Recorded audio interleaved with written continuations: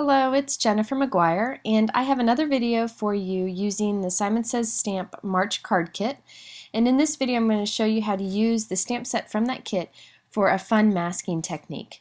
So here's the card I'm going to do. It's got the masked heart, and then it shows how to do like a rainbow of color kind of radiating out from that masked area. I'm going to start by cutting a heart shape from this My Favorite Things heart stacks. I love this set because it's the perfect shape heart, and there's lots of them in different sizes.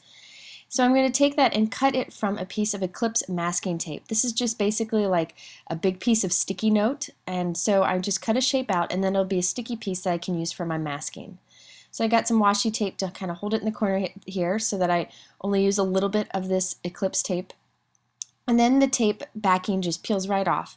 And there we have it. It's just like a giant sticky heart that's perfect for masking. You can reuse it several times. So I'm going to take this and stick it onto a note card. I just cut some white cardstock, some Neenah white cardstock, into a note card with the score line across the top. And I'm using my T-roller to make sure I have that heart straight. So I've got that in place, and now it's time to do this stamping. I'm going to start with red right around the heart shape. To show you a trick for doing this, I need a piece of plastic from some packaging. So I just have this little piece of transparency here that's from some packaging that I kept, and I'm holding it over my card. Now I'll come back to that in a moment. This is the stamp set from the March kit. I love this stamp set. There's lots of great images in this. And I'm going to take some stamps from the set and put it face down onto that transparency.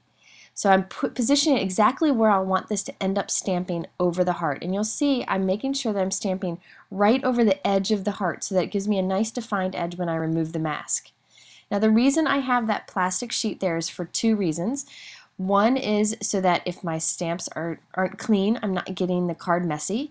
And the other is that the stamps kind of stick to it so they don't shift every time I move around.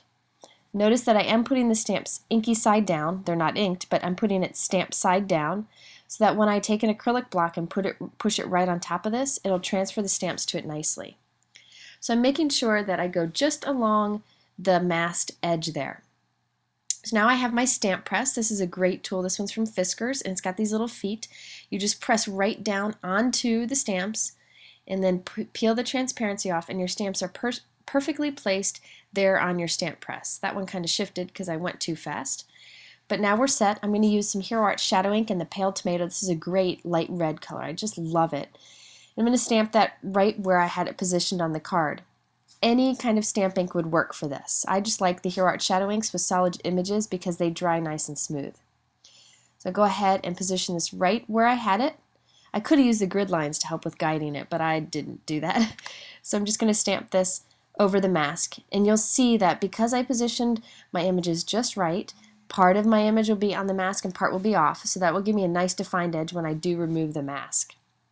So I'm going to press this really firmly, and there we have it. Some images right around the heart. So next I'm going to go on to my next color, which is a soft orange color. So I'm going to go back to my transparent piece over the card, cleaned off all my stamps, and now I'm going to position the stamps right around it. So I'm just doing one layer of images around the red. I want to make sure there's enough room for other colors, so I'm just making it kind of go right up against the red, kind of fit in with the red, so that I can do yellow, green, and blue next. So just position these. If it's easier for you just to stamp one image at a time, that's fine, but I find by putting all of them down at one time and then using the stamp press or a large acrylic mount, you save a lot of steps, a lot of time in doing this. You can do a bunch of images at once. This also helps me to pick which stamp fits in which area the best.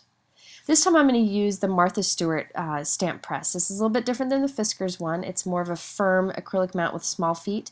I just like both of them, and I'm still trying to decide which is my favorite, so I thought I'd use them both here. The advantage of this one is you can use it easily as a regular mount too. The other one is bigger and you can use it with backgrounds though. So this is Soft Cantaloupe. It's another one of the Hero Art Shadow Inks. It's just kind of like a peachish color. And I'm going to stamp this right around the red. So I'm trying to remember where my image was, press it down firmly, and peel it right off. Now I'll notice that that big flower at the top, you see it didn't stamp very well. One of the great things about using clear stamps is that you can stamp right over it again. So I'm just going to ink it up again and stamp it right on top. It'll look darker at first, but really once this dries you won't be able to tell a difference. So now I'll just go with a few individual stamps, and you see there on the right above the top and the bottom of the heart, right above the top and right below the bottom of the heart, there are still some areas where I need some orange. So I'm just going to go in with a few individual stamps and do these individually since it'll be quick and easy to do. So now it's time for the yellow layer of the masking, and I wanted to show you this layer. There's a reason, because I mess it up. I want to show you how I fix it. But I'm going to go ahead and position all my stamps around the orange, so one layer of yellow around it. And then I'll take my stamp press here, this one's the Martha Stewart one, transfer it right onto the mount. I'm going to use the Hero Arts Butter Bar, which is a nice creamy yellow for this. And then I'll stamp this around it. Now when I stamp this, you'll notice that I don't do a good job stamping one of the images there. I don't know what happened. I don't think I inked it up well. So I'm going to just go ahead and again stamp right over it. Sorry, my head gets in the way there. And when this dries, it'll end up nice and smooth, and nobody will ever be able to tell that I messed that up. So it's a great thing that you can do with your clear stamps. So now it's time to move on to the green layer, kind of radiating out from the center of the mask. Now for this, again, you can use any inks that you want. Really anything would work here, pigment inks, chalk inks, dye inks. I just happen to like the colors of the Hero Art Shadow inks, but again, you can use anything that you want. I think it'd be fun to start with like a light color ink and then kind of get darker as you go out.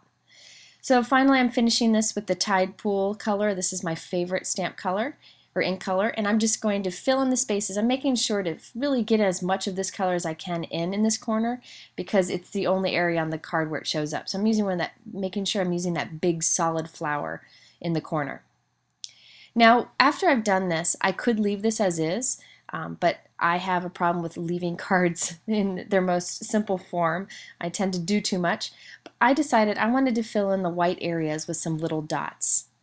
So you see all those little dots in there? This is really quick and easy to do, and I just think it helps with the blending. By having more stamped area, it kind of helps with the blending effect. So I've got this little image. I love this little tri-dot stamp in here. I'm going to use this a lot. It's great for just scattering little images in areas. And I'm going to just stamp it in any area where I feel there's a little bit too much white space. You could really have walked away from the card at this point, and I probably should have, but I think this just helps me kind of with the visual effect of that blended color. So I'm just going in and scattering these around throughout. There's a lot of stamp sets that have these little tiny images in it, and these I think get overlooked. Tiny images like this get overlooked on a stamp set, but I really think they're a great tool. Now this one, I'm just inking up the one big one. So you see the big dot only inking by just doing on the corner of the ink pad, and that way I can have one solid dot in the small areas.